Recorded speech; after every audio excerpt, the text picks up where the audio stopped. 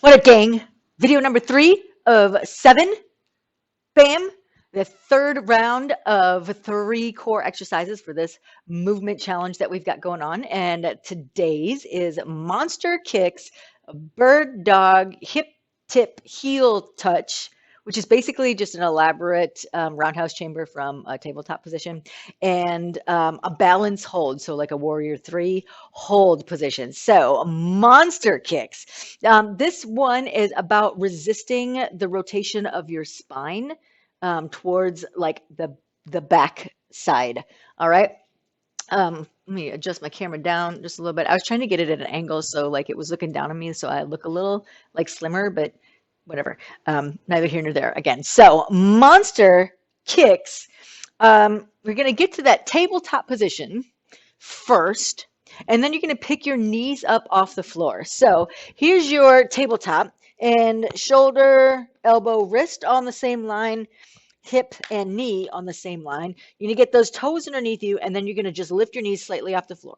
All right, you can sit into your shoulder blades so that the shoulder blades are towards the spine, and you really have to pull the belly button in here. You're going to really feel your lats because you're pulling your shoulders down towards your back pockets.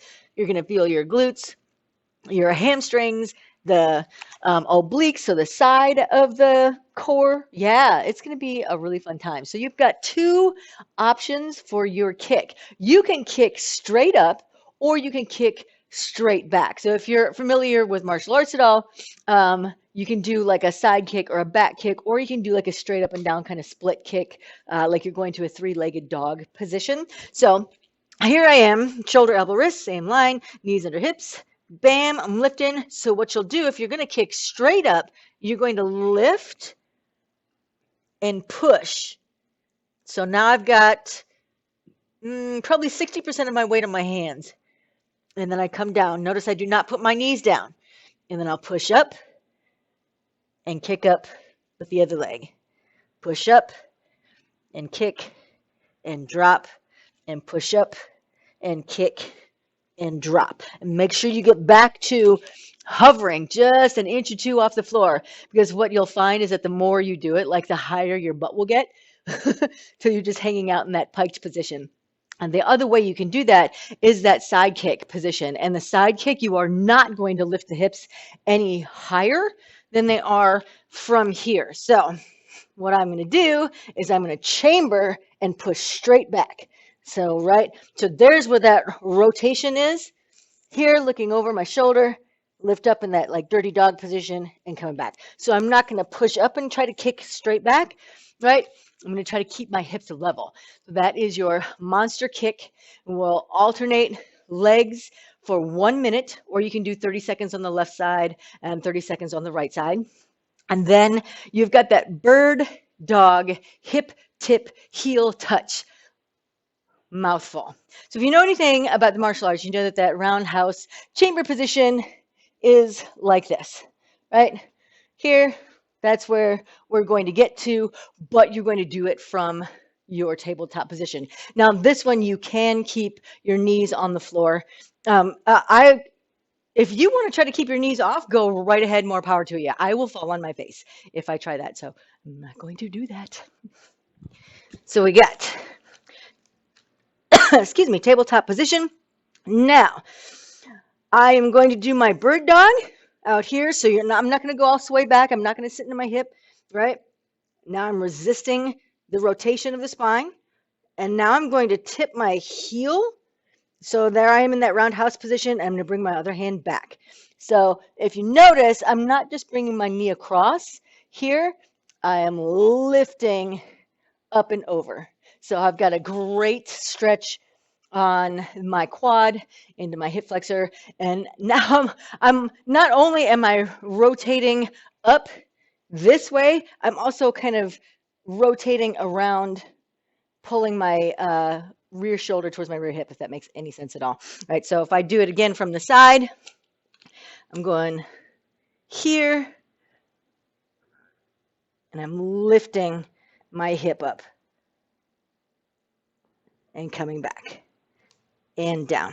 Now, if I do it from the front, this side, here, boom, lift the hip to tip the foot, and then come back down, boom, and bap. So that is your bird dog hip tip heel touch. And then the last one is a balance hold. So again, you're going to do this 30 seconds on one side and 30 seconds on the other, unless you're feeling like an overachiever.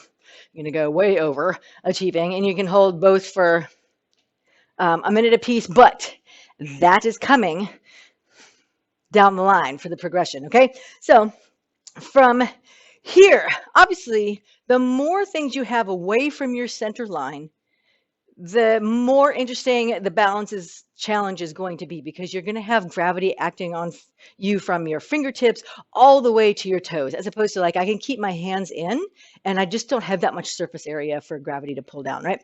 So here, and then I'm just going to tip over, and I'm going to try to not open up, so I'm not doing half moon, right?